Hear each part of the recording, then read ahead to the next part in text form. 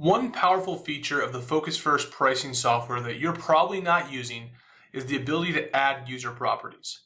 Now, these user properties are a way that you can add information that doesn't necessarily show up on your MLS data sheet. And one of the best ways that people do this is by adding a subject property to represent the house that they're either doing a real estate review on or pricing. Now, in order to do this, let me show you how powerful this can look. You can see here, this is a real estate review created by data on the search of English Ranch. We have the graph here, okay? But for many people, they don't remember either the size of their house or what they paid for it. So in this case, let's say that they bought this house and it was about 3,600 square feet and they bought it at about $550 a couple, maybe like 5 or 6 years ago. Now this area has seen great appreciation, so that's not really outside the realms of possibility.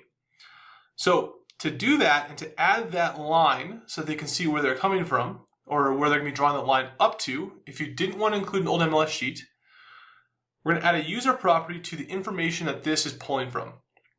To add that user property, we're going to click on pricing and make sure that this here, the MLS data, is shown. Now to add a user property is pretty easy. This button here at the top, all you do is click, and this window here shows up asking you to add user property by saying the address, or in this case, I'll just say your house. And what we want to do to create this subject property is simply click on the subject option. Now, you can see the other options here.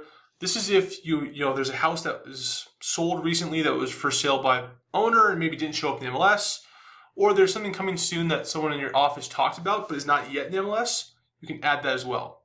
But in this case, for the subject property, I'm going to click OK, and then just add this to the spreadsheet.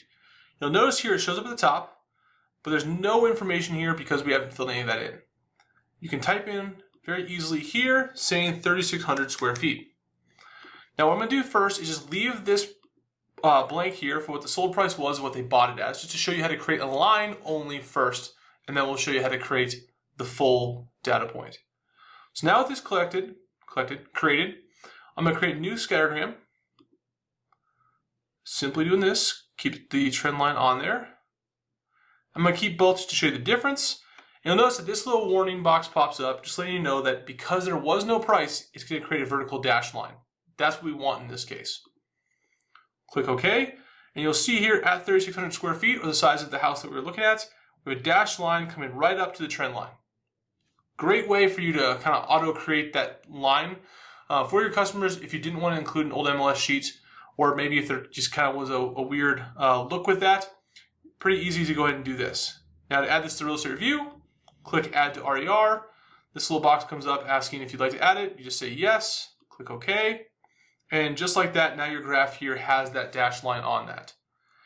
Now if you wanted to not necessarily do the dashed line, but just show them where they bought the house at, and then let them draw that line up to show how much appreciation actually has occurred, all you have to do is add a sold price here on this data sheet. Let me zoom in here just to make this a little clearer. Sorry, I could have done that earlier. I added 3,600 under total square feet. And under the sold price, again, I said they bought it for $550 about 5 to 7 years ago. Now we're going to go ahead and create that graph again, following the same process of create graph, keeping the trend line on there, create graph, go ahead and keep both, click OK. And now you'll see, now I had the text box on there as well. We have this graph stretched down to 550 with a subject property little circle on there. Now go ahead and add this to a real estate review. Again, little warning box letting us know it's going to add to real estate review. Click OK. And now you'll see this graph has changed to add the subject property down here. So we're at 550. During the real estate review process, you ask them to draw a line from this dot all the way up to this line.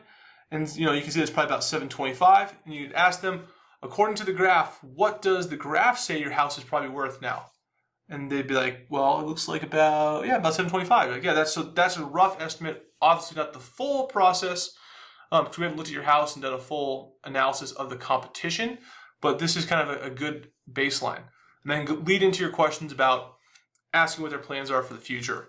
So this is a great way to put this on the graph for them, and make sure that the graph is big enough, because as you can tell in this one, we stretched the graph y-axis here. This 550 was not here before. So it's one way to go ahead and add that to Real Estate Review, and a powerful way to use the user property. The other way we really advocate using it is when it comes to positioning. Now, I went ahead and already loaded positioning data in here. So what you'll see here is a positioning scattergram now for the competitive range of 700 to 800,000 in Southeast Fort Collins.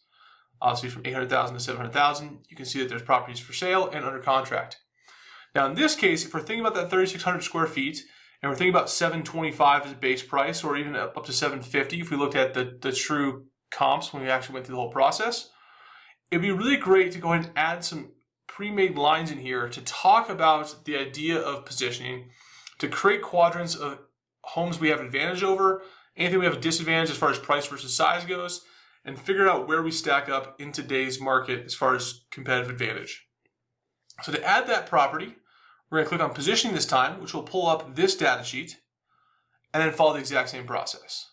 Click add user property. Make sure it's the subject property. Let's go ahead and say your house.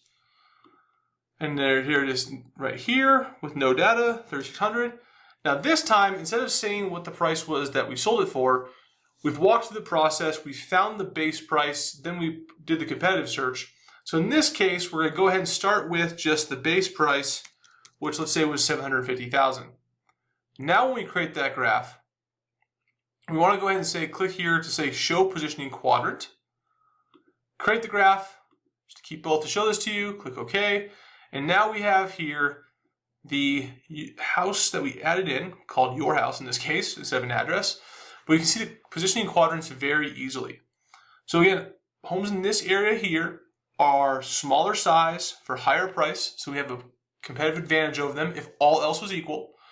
And then homes down here would be technically bigger for less price, although there's no homes available for sale at this moment in this zone. So that's how we're going to add that user property and be able to use that to create the positioning quadrants.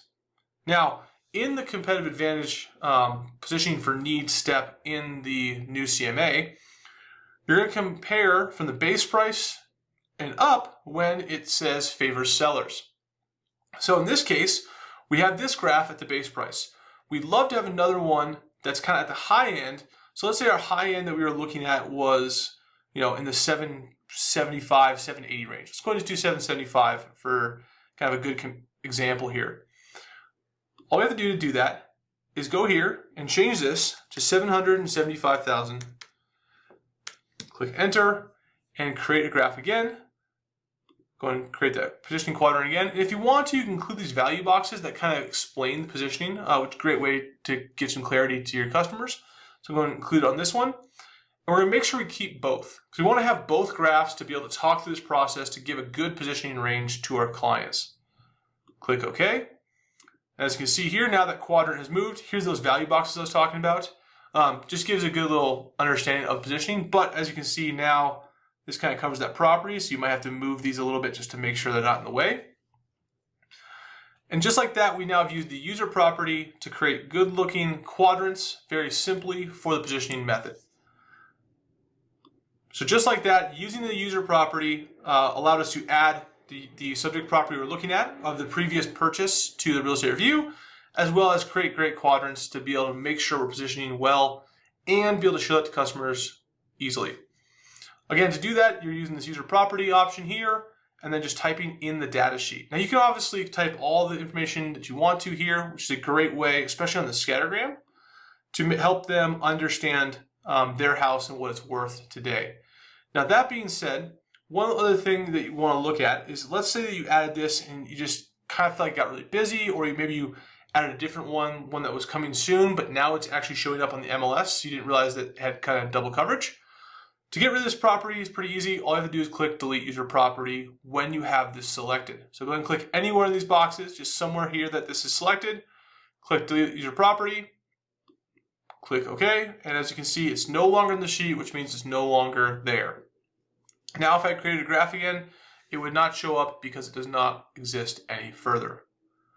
So again, this user property is a great extra feature in this Focus First software that you should be using. If you're not, then maybe this is a good video for you to kind of maybe start using it with your real estate reviews and to help you make those beautiful positioning quadrants. Now, when I'm talking about the positioning quadrants, if you don't fully understand that process, make sure you check out our free ebook, The New CMA, Competitive Not Comparative. The link to that is in the description below.